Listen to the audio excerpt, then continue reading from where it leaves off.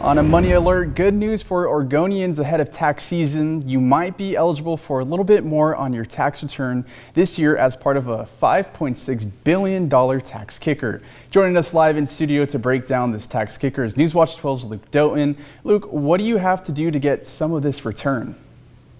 Damien, I've said this every hour because it's the most important piece of information for you at home to know in order to be eligible for this tax kicker. You must have filed your state income tax in Oregon for 2022.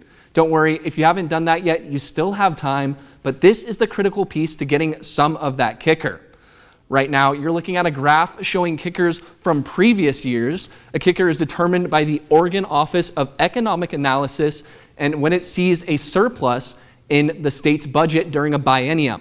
That surplus is then paid proportionally to taxpayers. As you can see on this graph right here, the kicker back in 2013 was only about $400 million. Now it's almost 3 times as big as the next biggest one, which was 2019 at $1.89 billion. This year, we're here at $5.61 billion. Now that you know how to qualify, it's time to tell you how to file for it.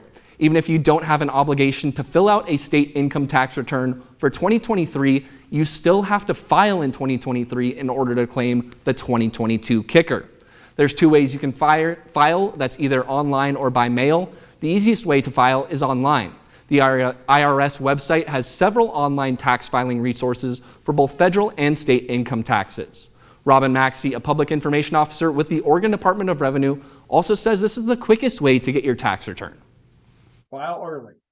Once you have your information, file. You want to file electronically, and you want to request a direct deposit of your refund. Filing by paper and requesting a paper check takes longer. The information that Maxey is talking about are your W-2 forms from employers and your 1099 forms from banks and financial institutes. Your employer will send you either a physical copy by mail or an electronic one, and you can view your 1090 form through most banking apps or online banking websites.